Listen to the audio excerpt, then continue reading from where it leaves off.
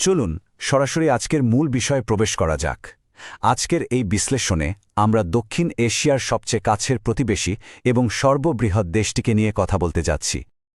আমরা এমন একটি দেশ সম্পর্কে জানব যেটির বিশাল ভৌগোলিক আয়তন, প্রাচীন ইতিহাস এবং অপরিসীম সাংস্কৃতিক বৈচিত্র্য দেশটিকে আক্ষরিক অর্থেই একটি ছোট্ট পৃথিবীতে পরিণত করেছে। আমাদের আজকের এই যাত্রায় থাকছে কয়েকটি মূল বিষয়: ভৌগোলিক অবস্থান এবং বিশালত্ব, সহস্রাব্দের প্রাচীন ইতিহাস, ব্রিটিশ শাসন এবং স্বাধীনতা, বৈচিত্র্যময় সংস্কৃতির সমাহার এবং সবশেষে বিস্ময় ও পর্যটন গন্তব্য।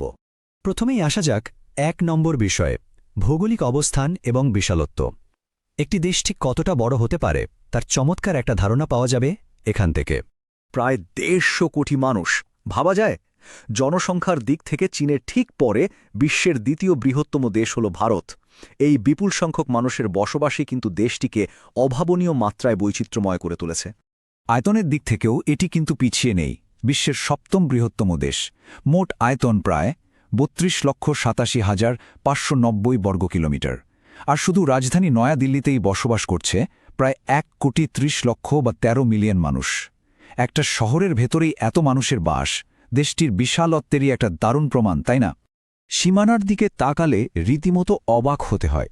পশ্চিমে পাকিস্তান আর আরব সাগর, উত্তরে চীন, নেপাল আর ভুটান, আবার পূর্ব দিকে রয়েছে বাংলাদেশ, মিয়ানমার এবং বঙ্গোপসাগর, আর দক্ষিণে সেখানে বিশাল জলরাশি নিয়ে অবস্থান করছে ভারত মহাসাগর। মোট কথা ৬টি স্বাধীন রাষ্ট্র আর ৩টি বিশাল জলভাগ দিয়ে ঘেরা এক অনন্য ভৌগোলিক অবস্থান। এবার চলুন ২ নম্বর বিষয়ে, সহস্রাব্দের প্রাচীন ইতিহাস। দেখা যাক প্রাচীন সভ্যতাগুলো কিভাবে এই বিশাল ভূখণ্ডকে রূপ দিয়েছে। ইতিহাস ঘাঁটলে দেখা যায় এখানকার শুরুটা হয়েছিল সিন্ধু সভ্যতা আর আর্যদের আগমনের মধ্য দিয়ে। এরপর ৫ম শতাব্দীতে সম্রাট অশোক পুরো ভারতকে এক করেন, আর ঠিক তখনই বৌদ্ধ ধর্ম ছড়াতে শুরু করে।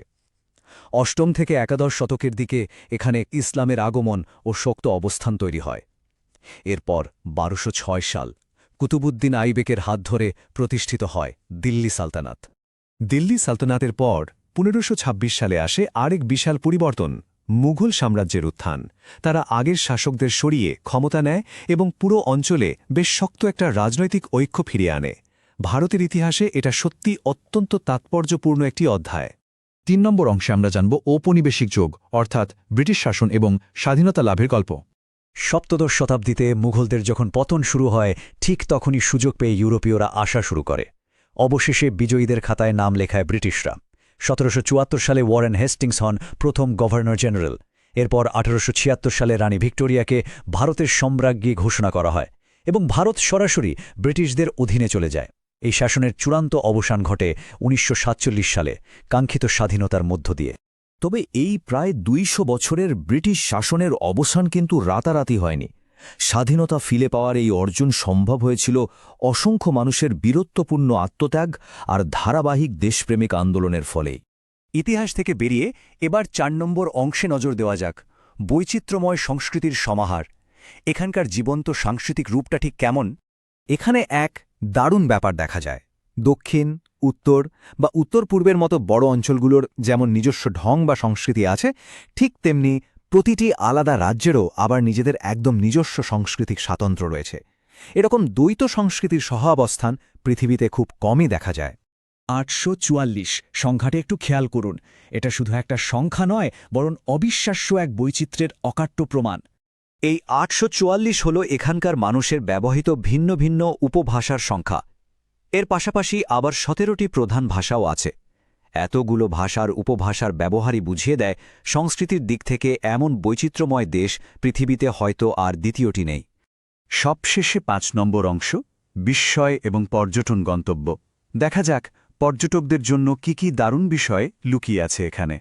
তাজমহল, ফতেপুর সিক্রি, কুতুব মিনার কিংবা লালকেল্লা, এই স্থাপত্যগুলোর নাম তো আমরা সবাই শুনেছি। এগুলো দেখার জন্য সারা বিশ্ব থেকে মানুষ ছুটে আসে। প্রতিটি স্থাপনাই যেন অতীতের এক একটা রাজকীয় যুগের জীবন্ত গল্প বলে। আর কাশ্মীর, একে তো বলা হয় পৃথিবীর বুকে এক স্বর্গ। এর চোখ ধাঁধানো প্রাকৃতিক সৌন্দর্যই জায়গাটিকে এই কাব্যিক আর কিংবদন্তিতুল্য খ্যাতি এনে দিয়েছে। শুধু স্থাপত্য নয়, নীলগিরি পর্বতমালা, উটি বা দার্জিলিংয়ের মতো দৃষ্টিনন্দন হিল স্টেশন, দক্ষিণ ভারতের অনিন্দ সুন্দর মন্দির কিংবা অজন্তা ও ইলোরা গুহার প্রাচীন শিল্পকর্ম সবকিছুই পর্যটকদের মুগ্ধ করার জন্য সর্বদা হাতছানি দেয়।